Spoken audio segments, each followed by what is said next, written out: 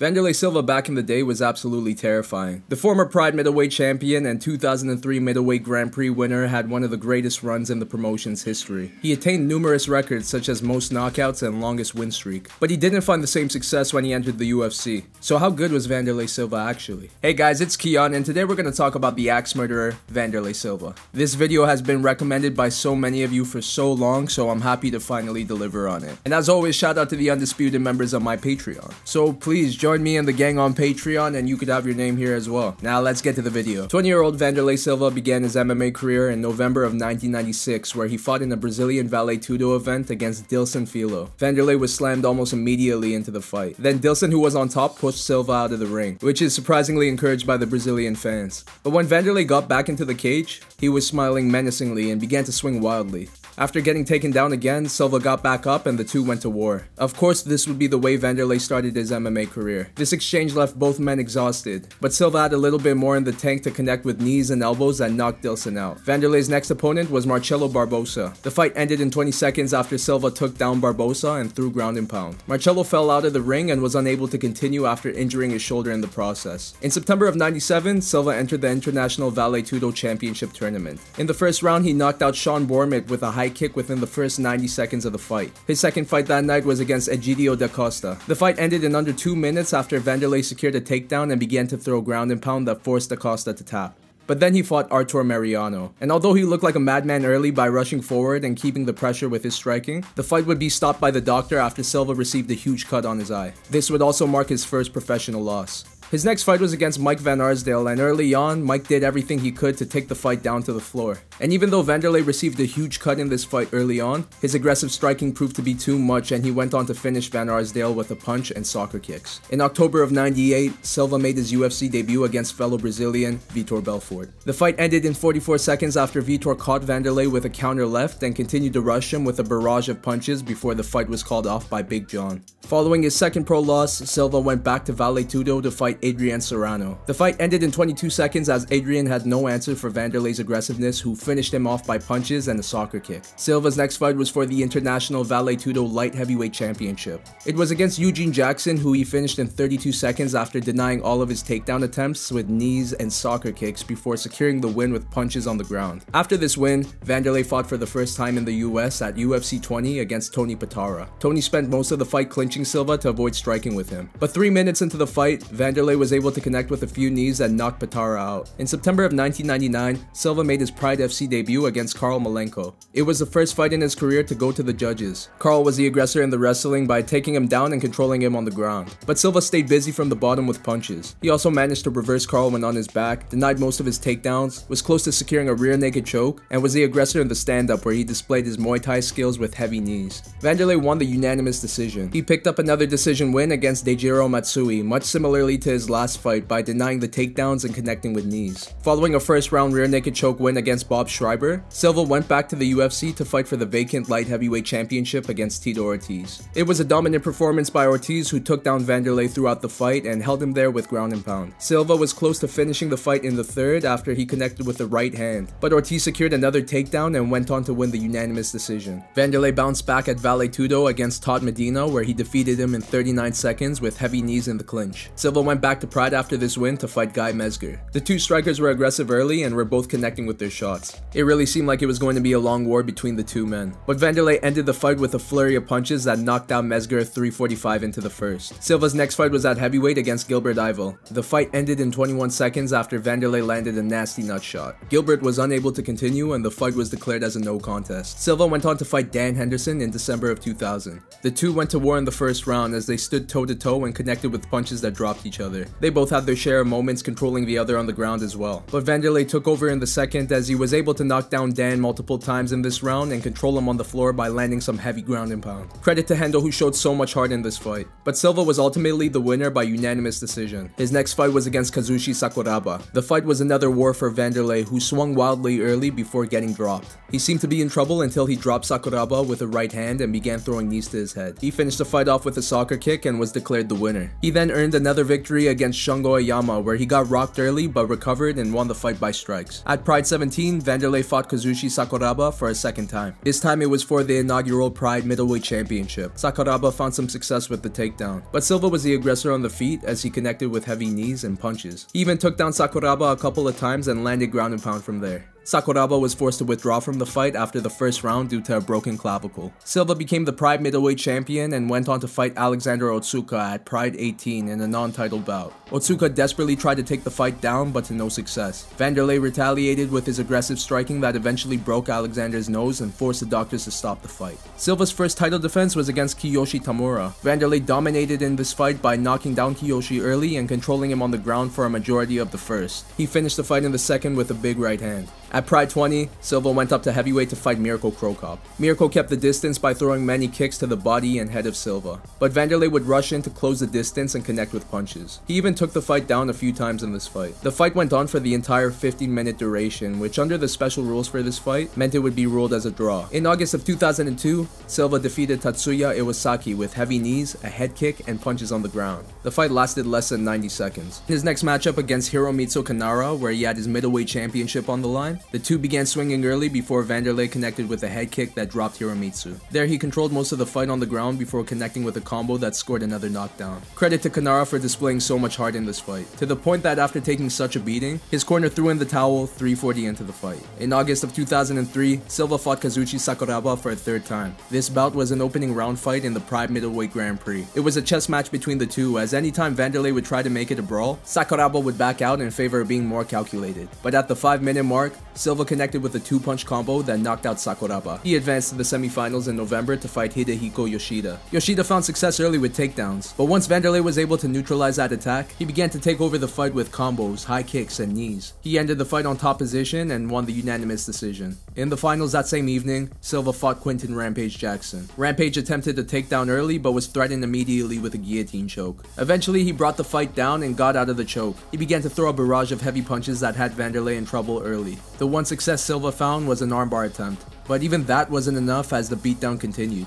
But after a lack of action from Rampage, the ref stood up the fight. And from there, Silva connected with a bunch of knees and a few head kicks which totally changed the momentum of the fight. Rampage was still standing through all of this until the ref stopped the fight as he saw enough. Wanderlei became the 2003 Pride Middleweight Grand Prix winner. He came back in 2004 to fight Ikuhisa Minowa in a non-title bout. The fight ended in 69 seconds after Silva denied a takedown attempt, then ended up in Minowa's guard where he finished the fight with strikes. His next non-title bout was against Yuki Kondo. It ended in under 3 minutes after Wanderlei connected with a right hand that had Kondo in trouble before the fight made its way to the ground, where Silva finished Yuki off with some brutal foot stomps. On Halloween night of 2004, Silva was set to defend his middleweight championship in a rematch against Quinton Rampage Jackson. Rampage immediately rushed in and clinched Wanderlei, and the two began trading knees. But when they separated, Silva was pushing forward by connecting with combos. Luckily, Rampage secured a takedown and began to gain momentum with ground and pound. Even when the fight got back up, Rampage connected with a right hand that dropped Wanderlei, and the fight looked really close to being stopped. But Silva managed to survive till the bell. In the second round, the two scrambled before Wanderlei found himself on top. Once the fight got back up, Silva connected with a right hand and knees that knocked Rampage out cold. His next fight was at openweight against Mark Hunt, who weighed 80 pounds more than Wanderlei for this fight. Silva also took this fight on 2 days' notice after his original opponent, Kazushi Sakuraba, broke 2 ribs and pulled out. The fight was a war as the two stood in front of each other and traded shots. Eventually, Silva took the fight down where he attempted an Americana that got him reversed. Hunt attempted what Randy Couture called on the broadcast an atomic butt drop. But the momentum in this fight continually shifted. The same happened through the second and third. Mark scored a knockdown, Silva scored takedowns, and both had their moments of top control. It was definitely a different fight from Wanderlei's others, as in this one, he wasn't the aggressor that he usually was, as Hunt was able to take his shots and move forward himself. Mark ended up winning the split decision, which was controversial. But regardless, it was Silva's first loss in almost 5 years. His next fight was a rematch with Hidehiko Yoshida. It was an opening round matchup in the 2005 Pride Middleweight Grand Prix. Wanderlei won the fight by split decision after out-wrestling Yoshida for the duration of the bout. Silva moved on to the quarterfinals where he fought Kazuhiro Nakamura. It was a closely contested battle early on as the two men were connecting with strikes. But then Nakamura took off his gi and it really seemed like he lost all his powers as Wanderlei dropped him and went on to finish the fight with strikes on the floor. His next matchup at the semifinals was against Ricardo Arona. The two were throwing leg kicks before Ricardo landed one that dropped Silva. Arona spent the remainder of the round maintaining top control. Even on the feet, he managed to avoid any dangers from Wanderlei.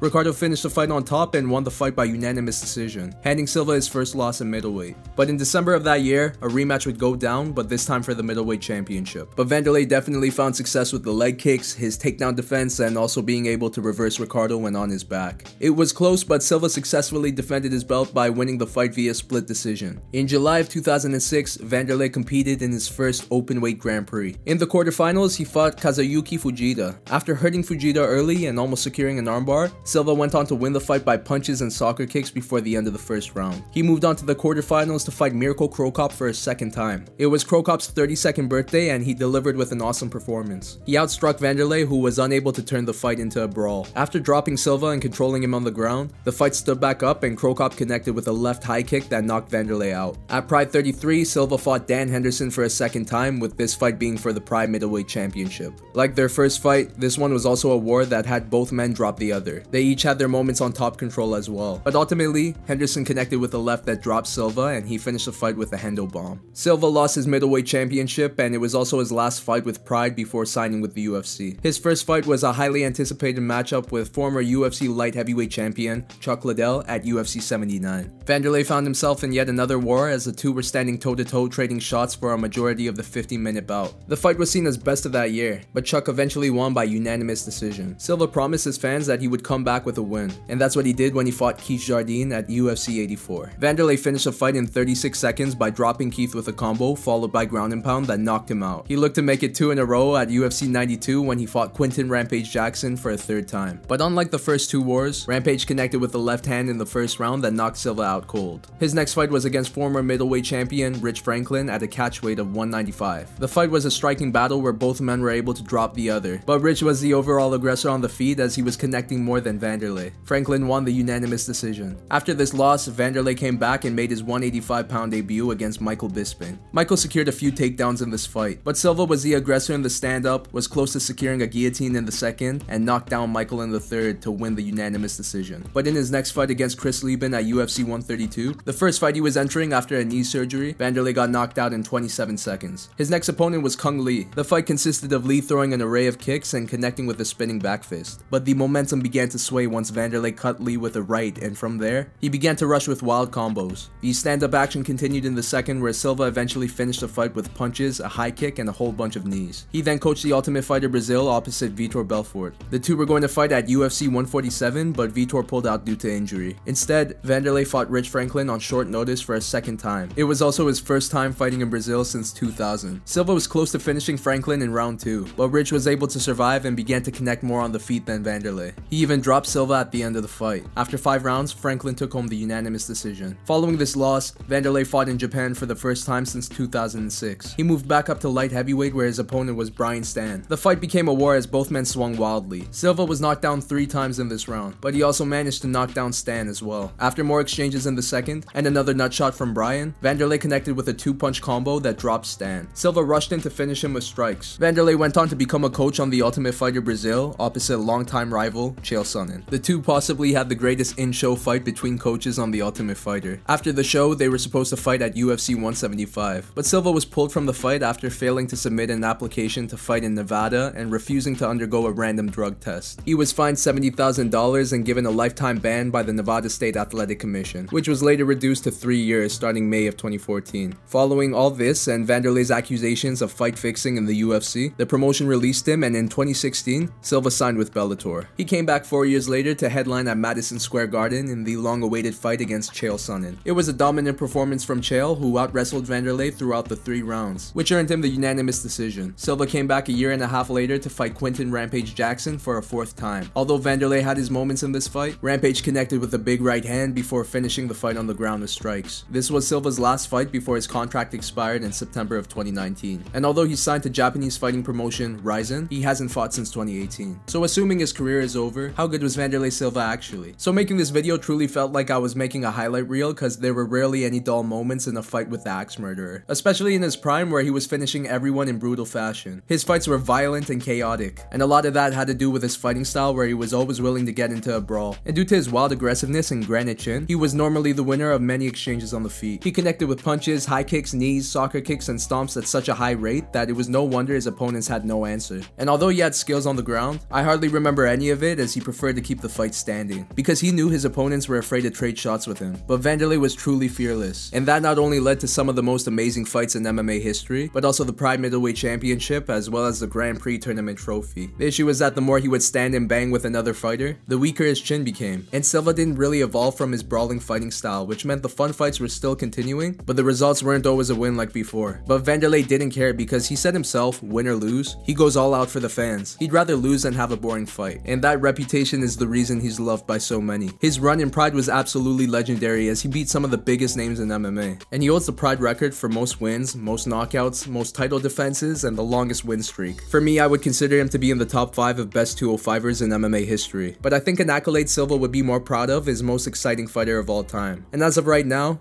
I would say he still has that title. My name is Kiiyon, and this is my take on how good Wanderlei Silva actually was. Do you agree, disagree, or have something else to add? Please put it in the comments down below, because I'd love to read it. If you like this video, please give it a thumbs up and subscribe to my channel for more content like this. But that's all out for now, so I'll see you on my next one.